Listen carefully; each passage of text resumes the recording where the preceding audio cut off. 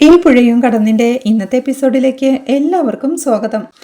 Video ആദ്യമായി കാണുകയാണെങ്കിൽ support ചെയ്ത് സബ്സ്ക്രൈബ് ചെയ്ത് ലൈക്ക് ചെയ്യാൻ മറക്കല്ലേ.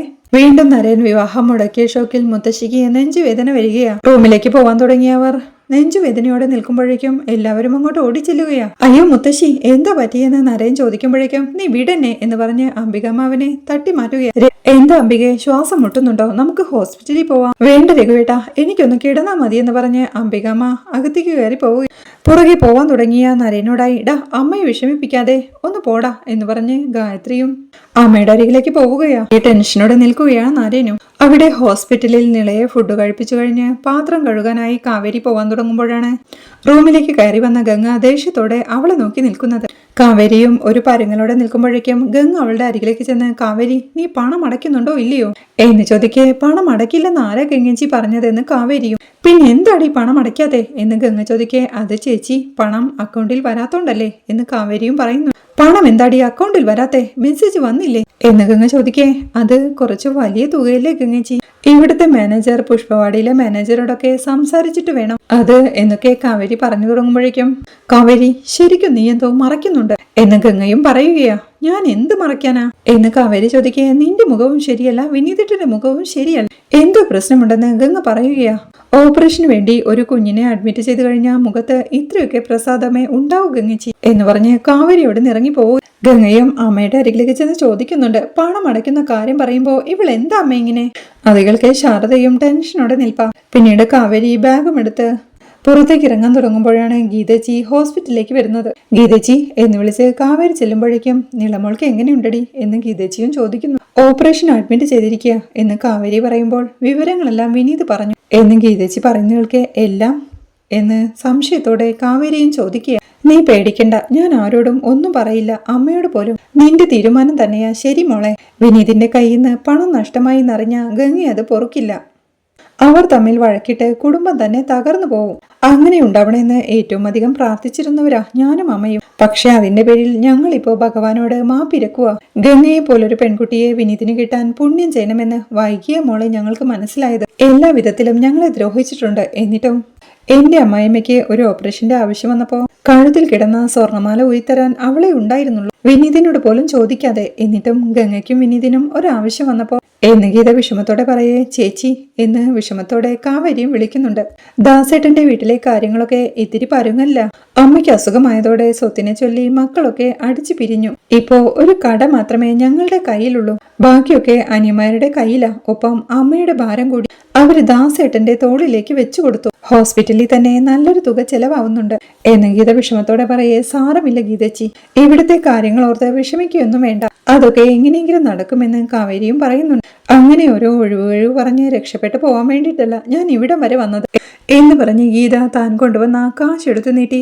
ഇത് നിന്നെ ഏൽപ്പിക്കാനാ, 50,000 രൂപയുണ്ട് എന്ന് പറഞ്ഞത് കാവേരിയുടെ കയ്യിലേക്ക് വെച്ചുകൊടുത്ത് ഗംഗ എനിക്ക് ചെയ്തു തന്ന ഉപകാരം വെച്ച് നോക്കുമ്പോ ഇതൊരു കടം വീട്ടിലായിട്ട് പോലും പറയാൻ പറ്റില്ല. പക്ഷേ എന്റെ കയ്യിൽ ഇത്രയേ ഉള്ളൂ മോളെ. നിങ്ങളുടെ ഒരു ആവശ്യം വെച്ച് 50,000 രൂപ ചെറിയൊരു തുകയാ, എന്നാലും ഉള്ളതാവട്ടെ എന്ന് ഗീത പറയുന്നത് കേൾക്കെ ചേച്ചി നിളമോളെ കാണുന്നില്ലേ എന്ന് കാവേരി ചോദിക്കുന്നു. വേണ്ട മോളെ, ഞാൻ ഇവിടെ വന്നതും പണം തന്നതും വിനീത് പോലും അറിയണ്ട. ഈ പണത്തിന്റെ കാര്യം അവൻ ചോദിച്ചാ നിന്റെ ഏതെങ്കിലും കൂട്ടുകാരികൾ തന്നതെന്ന് പറഞ്ഞാൽ മതി. വിനീത് ഒരു പാവമായതുകൊണ്ട് പണം തന്നത് ഞാനാണെന്നറിഞ്ഞാൽ എന്നെങ്കിലും ഒരു ദിവസം അവന്റെ നാവിന്ന് അത് പുറത്തു പോകും. ദാസേട്ടൻ അത് ക്ഷമിക്കുകയുമില്ല. ദാസേട്ടന്റെ അമ്മയെ ചികിത്സിക്കാനുള്ള പണം ഗംഗ തന്നതാണെന്ന് ഞാൻ പറഞ്ഞിട്ടില്ല. പറഞ്ഞ അമ്മയുടെ കയ്യിൽ പണമില്ലെന്നൊക്കെ ഒരു ചോദ്യം വരും. കയ്യിലുണ്ടായിരുന്ന പണം സഹകരണ ബാങ്കിൽ കൊണ്ടുപോയി തുലച്ചു എന്നൊക്കെ പറഞ്ഞ എനിക്കും അമ്മയ്ക്കും ഒരു സൗകര്യവും തരില്ല. അമ്മയമ്മയാണെങ്കിലും ആ സ്വത്തിൽ കണ്ണുവെച്ച മോളെ ദാസേട്ടൻ ഇത്തിരിയെങ്കിലും വില എനിക്ക് തരുന്നത്. കല്യാണം കഴിഞ്ഞ നമ്മുടെ നാട്ടിലെ വീട്ടമ്മമാർക്ക് ആരെയൊക്കെ പേടിക്കുകയും കണക്ക് ബോധിപ്പിക്കുകയും വേണ്ടിവരും. ഭർത്താവിനെ, അദ്ദേഹത്തിന്റെ അച്ഛനമ്മമാരെ, വീട്ടുകാരെ. ഇനി സ്വന്തമായിട്ടൊരു വരുമാനം ഉണ്ടെങ്കിൽ പറയാനുമില്ല. ഭർത്താവിനെ ജോലിയിലും ബിസിനസ്സിനും സഹായിക്കുന്നുണ്ടെങ്കിലും അതിനുള്ള ശമ്പളമോ പരിഗണനയോ ഇല്ല.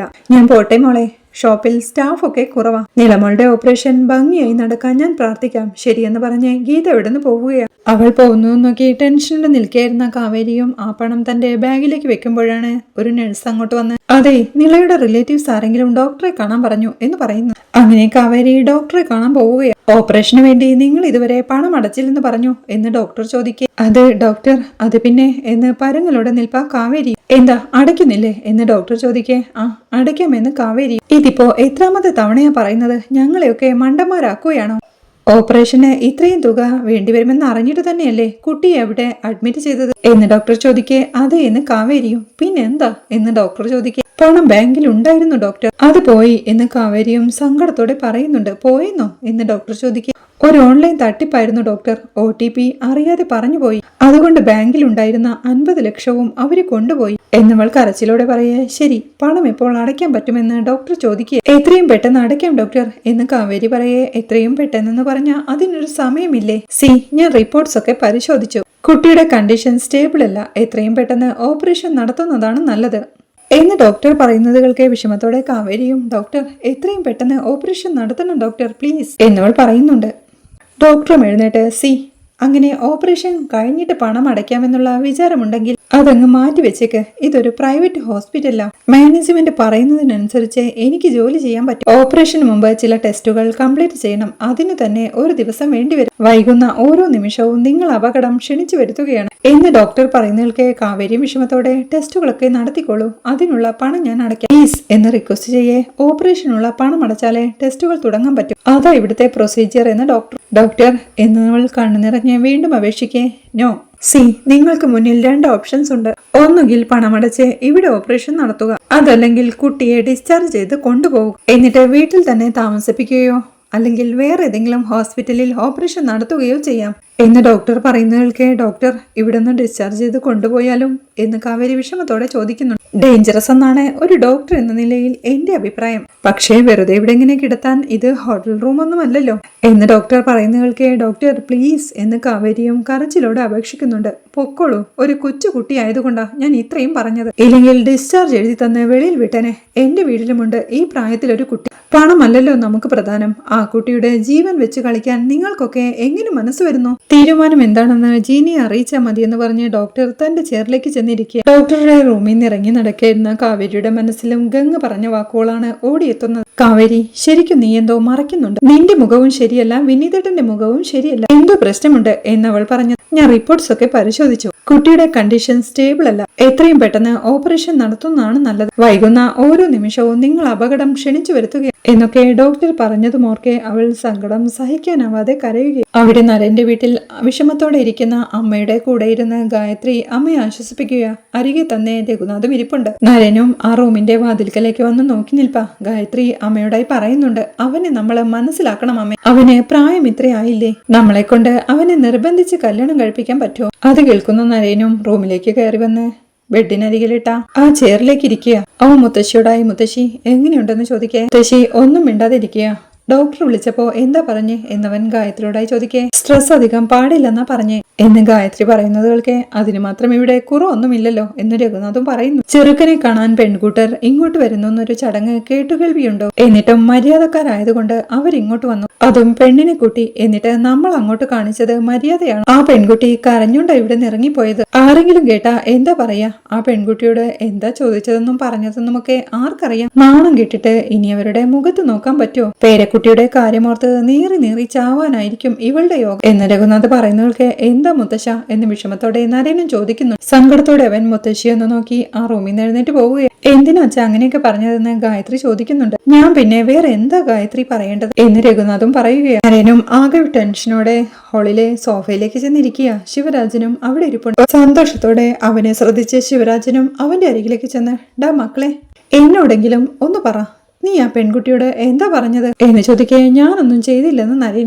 എന്നിട്ടാണോ ആ പെണ്ണ് കരഞ്ഞോണ്ടോടി വന്നത് എന്ന് ശിവരാജൻ ചോദിക്കേ. അതൊന്നും എനിക്കറിയില്ലെന്ന് നരേനും. അല്ല, നിങ്ങൾ രണ്ടുപേരും മാത്രമല്ലേ അവിടെ ഉണ്ടായിരുന്നുള്ളൂ? കുറെ സമയം കഴിഞ്ഞും ആ പെൺകുട്ടി കരഞ്ഞോണ്ടോടി വരികയെന്ന് പറഞ്ഞ. എടാ മക്കളെ, ഈ ചെറിയച്ഛൻ പറയുന്നത് കേൾക്ക്.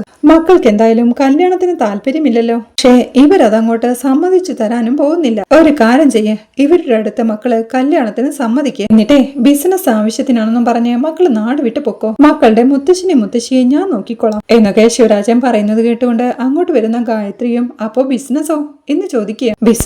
ബിസിനസ്സും ഞാൻ നോക്കുമെടി എന്ന് ശിവരാജൻ സന്തോഷത്തോടെ പറയുന്നത് കേൾക്കെ നിങ്ങള് നന്നായിരിക്കും എന്ന് ഗായത്രിയും. ശിവരാജൻ അവളുടെ അരികിലേക്ക് എഴുന്നേറ്റ് ചെന്ന് അല്ലെങ്കിൽ നമ്മുടെ മോളിനോട് വരാൻ പറയും. അവൻ എന്തിനാ MBA പഠിക്കാൻ വിട്ടതെന്ന് ചോദിക്കേ. അവൻ എങ്ങനെയാ ആ ബിസിനസ് നോക്കി നടത്തുന്നത്? അത് നരേന്റെ ബിസിനസ് അല്ലേ എന്ന് ഗായത്രി. അത് നരേന്റെ ബിസിനസ് എന്ന് പറഞ്ഞാ നമ്മുടെ കൂടിയല്ലേ എന്ന് ശിവരാജൻ ചോദിക്കുന്നവൾക്ക് നരേനും ഇളയച്ച ഞാൻ എങ്ങോട്ടും പോകുന്നില്ല എന്ന് പറയുന്നവൾക്ക് ശിവരാജനും ദേഷ്യത്തോടെ ഓ അപ്പോ ഡെയിലി ഈ കല്യാണ നാടകം തന്നെ എന്ന് പറയുന്നവൾക്ക് നരനും ദേഷ്യത്തോടെ അദ്ദേഹത്തിനെ നോക്കി നിൽപ്പാ. അവൻ തെറിച്ചു നോക്കിയിരിക്കണ കണ്ട് എന്തെങ്കിലും ആവട്ടെ എന്ന് പറഞ്ഞ് ശിവരാജൻ അവിടുന്ന് പോവുകയാണ്. ഗായത്രി അവിടുന്ന് പോവാൻ തുടങ്ങുമ്പോഴേക്കും നരേൻ ഇളയമ്മയെ വിളിക്കുക. നരേൻ അവിടുന്ന് എഴുന്നേറ്റ് ഗായത്രിയുടെ അരികിലേക്ക് ചെന്ന് ഇളയമ്മേ മുത്തശ്ശിക്ക് ഇങ്ങനെ നെഞ്ചുവേദനയും ശ്വാസം മുട്ടലും വന്നാ നമ്മൾ എന്താ ചെയ്യുക എന്ന് ചോദിക്കേ. അതിന്റെയൊക്കെ കാരണവും പരിഹാരവും നിനക്കറിയില്ലേ? പിന്നെയും എന്തിനാ ഇങ്ങനെ ചോദിക്കണേന്ന് ഗായത്രിയും ചോദിക്കുന്നു. എടാ നമ്മുടെ സോമേട്ടന്റെ മകള് സുചിത്രയില്ലേ, നല്ല പെൺകുട്ടിയാ, നമുക്കൊന്ന് ആലോചിച്ചാലോ എന്ന് ഗായത്രി ചോദിക്കേ. അതൊന്നും ശരിയാവില്ല എന്ന് ടെൻഷനോടെ നരേനും പറയുന്നുണ്ട്. എന്താടാ ശരിയാവാത്തത്? ദേ കല്യാണം കഴിക്കാന്ന് നീ വാക്കു കൊടുത്തതാ മുത്തശ്ശിക്ക്, എന്നിട്ടിപ്പോ മാറ്റി പറയുന്നു. നീ പഴയതൊന്നും മറന്നിട്ടില്ലല്ലേ എന്ന് ഗായത്രി ചോദിക്കേ. ഞാൻ മറന്നതാ ഇളയമ്മേ എന്ന് നരേനും പറയുന്നുണ്ട്. ഇല്ലടാ, മറന്നെങ്കിൽ നിനക്കെന്താ കല്യാണം കഴിക്കാൻ പ്രശ്നം എന്ന് ഗായത്രി ചോദിക്കേ. ഞാൻ ആ സംഭവം മറന്നു, പക്ഷേ അതിൽ നിന്ന് പഠിച്ച പാഠം മറക്കാൻ പറ്റില്ലെന്ന് നരേൻ. എടാ എല്ലായ്പ്പോഴും ഒരുപോലെ ആവണമെന്നില്ലല്ലോ എന്ന് ഗായത്രി വീണ്ടും ചോദിക്കേ. ഇളയമ്മേ പെണ്ണുങ്ങളും ഞാനുമായിട്ടുള്ള ഇടപാട് ശരിയാവില്ല. ജീവിതകാലം മുഴുവനും ഒരു പെൺകുട്ടിയോടൊപ്പം താമസിക്കണമെന്നൊക്കെ പറഞ്ഞാ ഞാൻ എന്നവൻ വിഷമത്തോടെ പറയാം. എടാ പുലിയെയും കടുവയും ഒക്കെ ഒപ്പം താമസിപ്പിക്കുന്നത് പോലെയാണല്ലോ നീ പറയുന്നത് എന്ന് ഇളമൻ ചോദിക്കുക. പുലിയും കടുവകളും ഒക്കെ ഭേദമാണെന്നാ എന്റെ അഭിപ്രായം എന്ന് നരേനും. എടാ നീ ഒരു കല്യാണം കഴിക്കേ, അപ്പോ നിന്റെ ഈ അഭിപ്രായമൊക്കെ മാറും. അതെ സോമേട്ടന്റെ മകളുടെ കാര്യം നോക്കാം നമുക്ക്. പെണ്ണു കാണാൻ ഞങ്ങളുടെ കൂടെ വന്ന മാത്രം മതി, നീ അത് നടക്കും. നിന്റെ സംസാരമൊക്കെ കല്യാണം കഴിഞ്ഞിട്ട് എന്ന് ഗായത്രി പറയുന്നവൾക്ക് ദേഷ്യത്തോടെ. ഇളയമൊന്നും മിണ്ടാതെ നിൽക്കോ, തലയ്ക്ക് ഭ്രാന്ത് പിടിച്ചിട്ടാ ഇവിടെ വന്നിരിക്കുന്നത്. ഇവിടെ സമാധാനം തരില്ലെന്ന് പറഞ്ഞ എന്നവൻ ദേഷ്യത്തോടെ വെച്ചവയ്ക്കേ. എടാ നിന്റെ കാര്യമൊത്തുള്ള ടെൻഷനിലെ അവർക്ക് എന്തെങ്കിലും പറ്റിയാലേ നിനക്ക് നിന്റെ മുത്തശ്ശിയെ നഷ്ടമാവും. പക്ഷേ എനിക്ക് പോകുന്നത് എന്റെ അമ്മയാ. പെറ്റമ്മയുടെ സ്നേഹം കൂടി തന്ന് നിന്നെ വളർത്തിയത് ആ സ്ത്രീയാണെന്ന് ഓർത്തോ നീ? അവരോട് നീ ഇത് തന്നെ ചെയ്യണം എന്ന് പറഞ്ഞവനെ കുറ്റപ്പെടുത്തി ഗായത്രി അവിടുന്ന് പോവുകയാ. നരേനും ഒരു നിമിഷം ടെൻഷനോടെ നിന്ന് പുറത്തെ ബാൽക്കണിയിലേക്ക് ഇറങ്ങുകയാ. അവിടെ വിനീത് മുറ്റത്ത് റേഡിയോയിൽ പാട്ടം വെച്ച് തയ്ക്കുന്ന തിരക്കില്ല. ആ ശബ്ദകോലാഹലങ്ങളെല്ലാം നരേനെ ദേഷ്യം പിടിപ്പിക്കുകയാണ്. ദേഷ്യത്തോടെ അവനെ നോക്കി നിൽക്കുന്ന നരേനെ കാണിക്കുന്നിടത്താണ് ഈ എപ്പിസോഡ് അവസാനിക്കുന്നത്. വീഡിയോ ഇഷ്ടമായാൽ സപ്പോർട്ട് ചെയ്ത് സബ്സ്ക്രൈബ് ചെയ്ത് ലൈക്ക് ചെയ്യാൻ മറക്കല്ലേ.